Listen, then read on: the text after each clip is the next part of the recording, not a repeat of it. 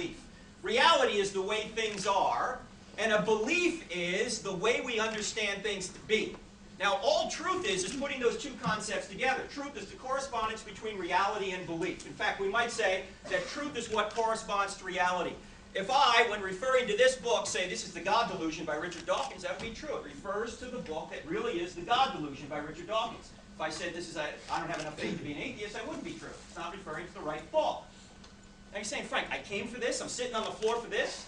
This is very obvious. Why are you saying this? Because in today's culture, our first duty is to state the obvious. People are denying the obvious. They're denying there's truth out there. Now, we'll see why that's a problem again here in a minute, but I'd like to start with a concept known as the law of non-contradiction. And the law of non-contradiction helps us discover what is false. It is a first principle of thought. How many in this room have ever had a course in logic? Logic. Okay, maybe about 20% of us. Logic used to be required in public schools. We don't teach it anymore. And I think it's pretty evident. But this is one of the laws of logic. You just know this law. It helps us discover what is false. It says opposite ideas cannot be both true at the same time and in the same sense. For example, the earth can't be both round and not round at the same time and in the same sense, right? It's either round or it's not round, but it's not both. We got that, right? Now, some people say, well, this doesn't apply to religious claims. I disagree. In fact, let me give you a religious claim that the law of non-contradiction applies to. You see these two gentlemen here? Richard Dawkins, probably the most famous atheist in the world right now. Brilliant guy, teaches at Oxford. He says God does not exist.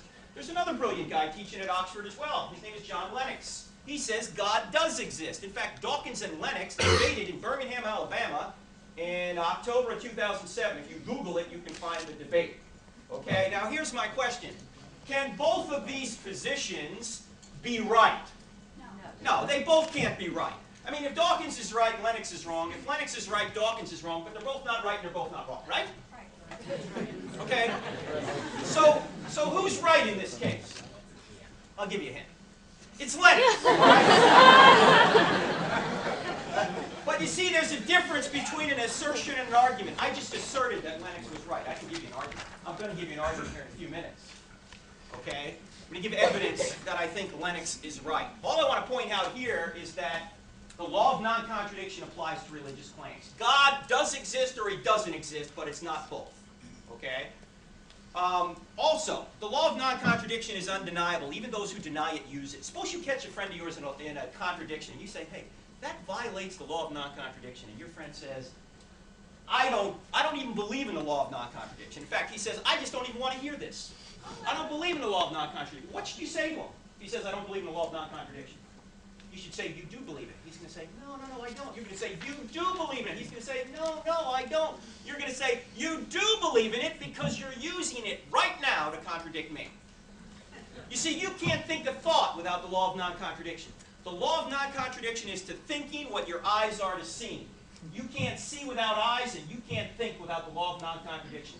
Philosophers call this a first principle of thought. It's self-evident. You can't prove it, you just know it. There's nothing behind it. It is the intellectual tool you use to discover everything else, along with the law of the excluded middle, the law of identity. All of these are basic laws of logic that we all intuitively understand. Now, Avicenna was a great Muslim philosopher years ago who had a great way of convincing those who denied the law of non-contradiction that they were wrong. Here's what Avicenna said. He said, anyone who denies the law of non-contradiction should be beaten and burned. Until he admits to be beaten is not the same as not to be beaten, and to be burned is not the same as not to be burned. Can everybody see that being beaten is not the same as not being beaten? And being burned is not the same as not. They're opposites, right? Now that's a little extreme, but you get the point. By the way, this is not condoned as a Christian